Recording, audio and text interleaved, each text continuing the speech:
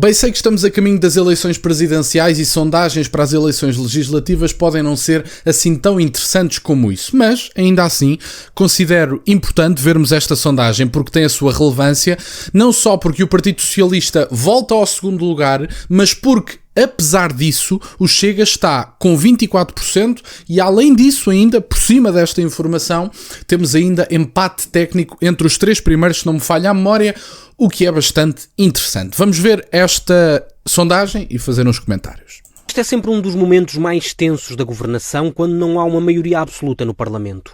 Mas Montenegro volta a ter razões para sorrir. Com a abstenção socialista, está garantido mais um ano. E a avaliar pelos resultados da sondagem da SIC e do Expresso, os eleitores estão a fazer uma avaliação positiva do trabalho da AD. Se as eleições fossem hoje, a coligação PSD-CDS voltava a ganhar com 31% dos votos, os mesmos que teve em maio. Com 28% das intenções de voto, o PS recuperaria a liderança da oposição e o Chega regressaria ao terceiro lugar com 24%. Iniciativa Liberal tem 4% das intenções de voto, CDU e LIVRE surgem empatados com 3% e o Bloco de Esquerda não vai além dos 2%. Esta projeção é feita distribuindo os 12% de inquiridos que ainda estão indecisos. Sem essa distribuição, estes são os resultados. Este estudo de opinião foi coordenado pelo ICS e pelo ISCTE para a SIC e para o Expresso num trabalho de campo realizado pela GfK Metris entre 7 e 17 de novembro.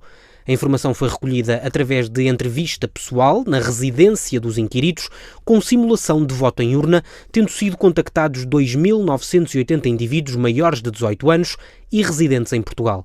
Foram validadas 807 entrevistas.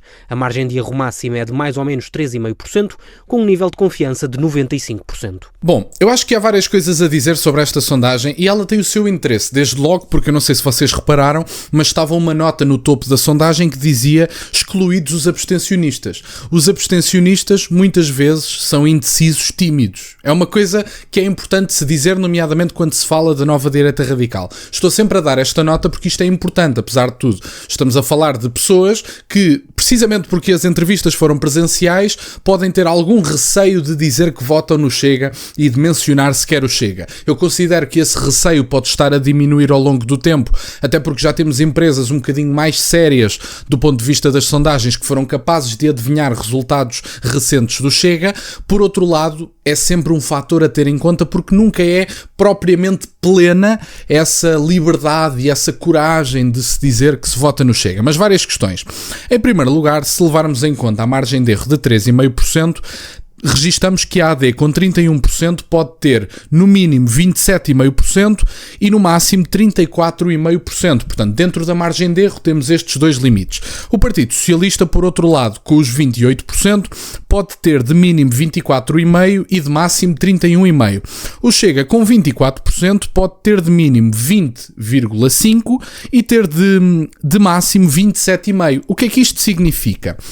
O máximo do Chega é equivalente ao mínimo da AD, o que compõe um empate técnico. Ou seja, nós nesta sondagem podemos estar perante uma sondagem que nos indica que o Chega pode estar tanto em primeiro lugar como em segundo ou até mesmo em terceiro, consideravelmente abaixo do Partido Socialista. O Partido Socialista voltar ao segundo posto não sei se tem alguma lógica, até porque o Chega se intromete muito no resultado do Partido Socialista se levarmos em consideração a margem de erro.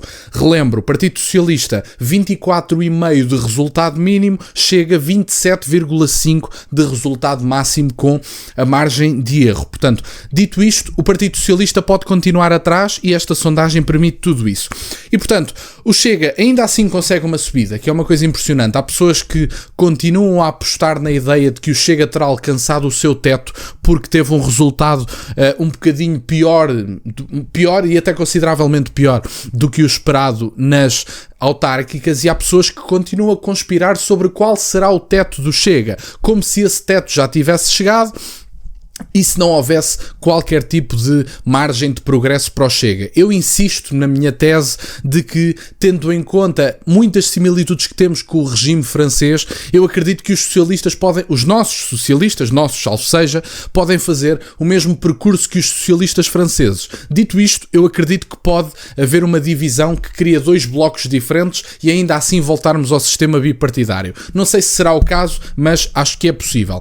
Criarmos, por exemplo, um sistema de 3 partidos grandes, digamos assim, e nesse sistema de 3 partidos grandes, talvez não bipartidário, até tripartido, podemos ter um sistema em que o LIVRE assume a liderança da esquerda, o PSD fica um bloco de centro-esquerda e centro em que assume aquele espaço deixado pelo Partido Socialista. O Partido Socialista pode ficar reduzido à sua insignificância e o Chega a ficar com o bloco da direita. Isto é apenas uma tese de uma possibilidade que pode vir a acontecer. Eu não deixaria de parte a possibilidade do Partido Socialista ficar atrás do LIVRE ou chegar mesmo a fundir-se com o LIVRE ou haver fusões à esquerda de outro tipo. O Bloco unir-se ao LIVRE, o Bloco unir-se ao PS, o PS unir-se ao LIVRE. Não me chocaria que isso acontecesse, porque eles compreendem que não há espaço para tanta diversidade à esquerda, porque a margem eleitoral que o Bloco da esquerda consegue reunir é menor. E por isso podem ver vantagens em aliar-se para reunir o máximo de votos e o máximo de coesão ideológica à esquerda. Não sei se isso é possível, isto são tudo matérias de opinião, não são matérias de facto, estou apenas a dizer uma opinião. O que é que foi interessante na restante sondagem? Temos aqui alguns dados relevantes, até porque vimos aqui algumas diferenças do ponto de vista daquilo que foram os resultados nas últimas eleições legislativas. Falo, por exemplo, aqui da Iniciativa Liberal. A Iniciativa Liberal, que teve 5,3%, elegeu 9 deputados, na sondagem passa a 3%. Dentro da margem de erro, ou seja, a Iniciativa Liberal até pode estar acima do resultado que conseguiu. No caso do LIVRE, regressa aos 2%, que é metade do que teve anteriormente.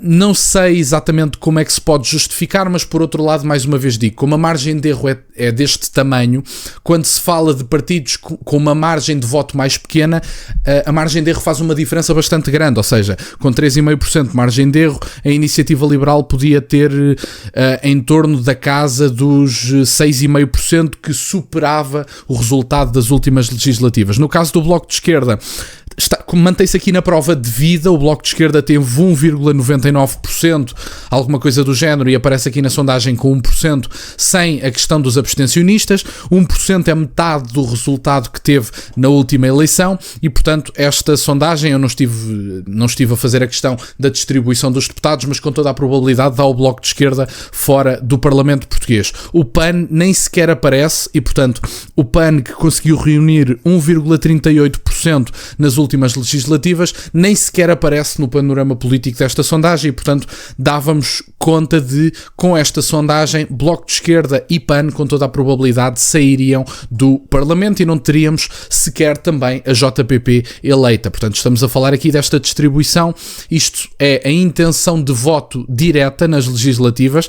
Portanto, pode haver vários fatores a influenciar, desde logo os abstencionistas. O Chega ganha muito com os abstencionistas, que às vezes não são abstencionistas, às vezes, mais uma vez digo, são votantes tímidos que dizem que se vão abster, mas chega ao momento da verdade e votam Chega, e o mesmo pode significar para tantos outros partidos que podem beneficiar mais 1, 2, 3, quiçá 4, 5, não sei, pontos percentuais do ponto de vista dos abstencionistas. É um crescimento muito significativo para o Partido Socialista, que não me parece ter uma justificação muito prática.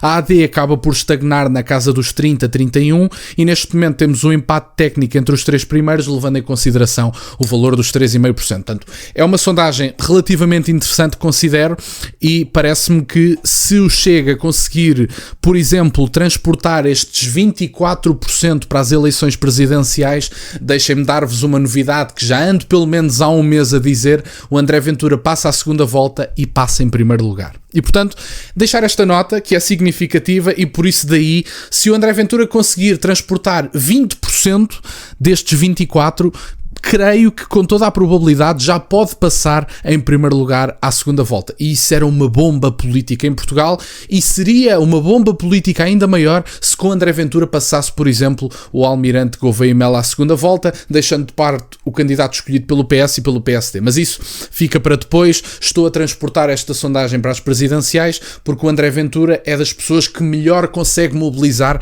o eleitorado de base que traz das legislativas. António José Seguro não está a conseguir, muito menos Luís Marques Mendes. E, portanto, era isto que eu tinha para partilhar no dia de hoje. Fico-vos muito grato que estejam desse lado. Peço-vos só que deixem o gosto neste vídeo e que subscrevam o canal. Tem as minhas redes sociais e o MBA na descrição, para o caso de quererem fazer alguma doação. E nunca se esqueçam, meus caros, questionem tudo. Até à próxima.